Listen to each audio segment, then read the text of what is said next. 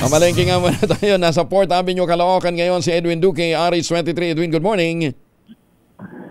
Ay, butag Kuya Angel, bahagyang bumaba ng kunti-kunti itong presyo ng manok dito sa 4th Avenue.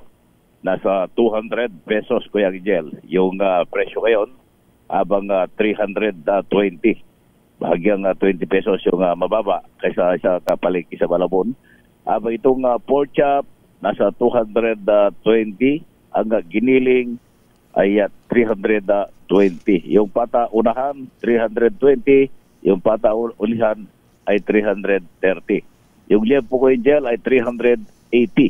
Meron naman dito ng iba nagbebenta pa rin ng 400 at merong 360. Hindi magkakapareha.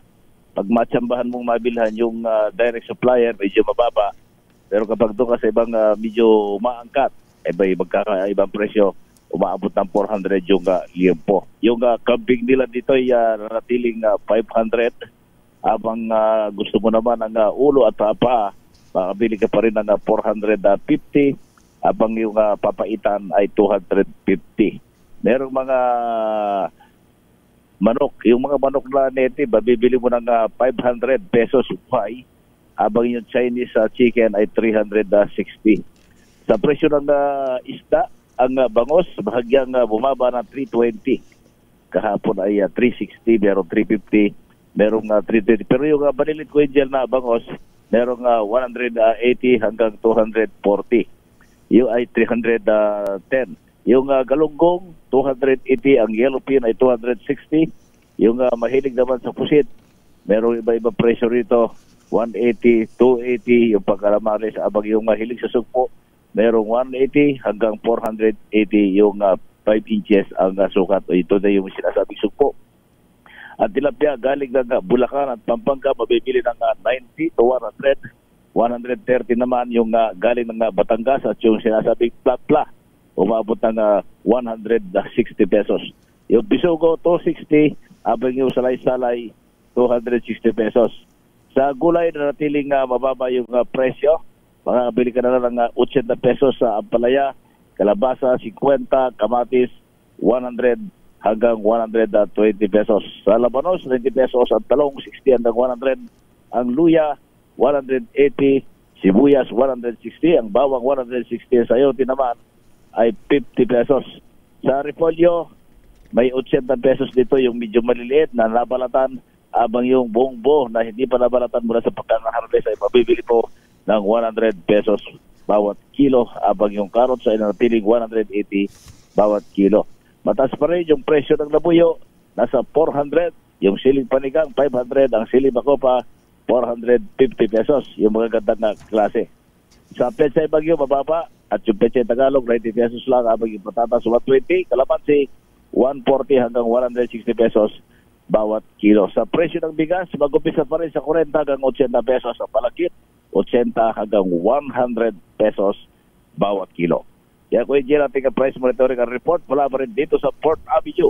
Dito pa rin sa Grace Park, Caloocan, Aris 23. Edwin Duque nagulat sa DZRH, una sa Pilipinas, una sa Pilipinas. Duwin, ano yung binabanggit mong China chicken?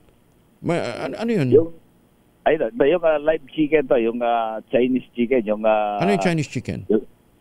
Ito yung, akala mo, yung manok na maliliit. Pero itim ang karne. Itim ang karne ito Kuya Angel.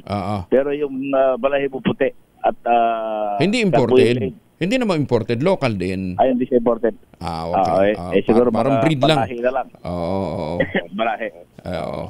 Pang-breed lang. May mga native na manok na yung buhay, dito sa may makikita mo sa likod ng palengke, dito lahat yung klase ng manok. Pwede ka rin itong magpakatay ko yung gel. 500 yung isa, yung damulaga, ang tawag nito, yung medyo nag-uumpisa pa lang na magkaroon ng kompletong balahibo. Meron naman 700 yung pang-inahin. Ito yung mga deliver galing sa iba't ibang lugar na dito pinabagsak. Ito naman galing ng Batangas, galing ng Pampanga. Kung gusto mong makakain ng buhay na buhay sa rewang manok, punta ka lang sa 4th Avenue. Papakatay mo, libre na katay, pero medyo mataas yung presyo.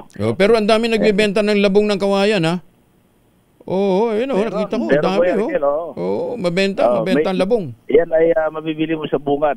Pag galing ka ng galing ka ng dito sa may port, mismong port, bago ka makarating ng PIP, sa bungad mismo, ito yung mga taga-Pangasinan, Kuya Jel, na karamihan dito, yung mga bilog na talong, palasena sa tawag dyan, saluyot, lahat ng panglutong pakpit o Ilocano, yung mga paninda naman ni tatay at tate. Kapag umaga, tapos babalik ulit ng hapon, dahil karamihan daw suki nila, karamihan Ilocano at mga Bisaya na mahilig sa pakpit. Ayun. Meron naman banda sa kalagitnaan, yung mga chapsoy, mga langgang hiniwa, ayan. Sige. Lahat makabili mo. Okay. Kuya Jel, back to you, Kuya Jel. Maraming salamat si Edwin Duque. Live po mula po dyan sa Port Avenue Market.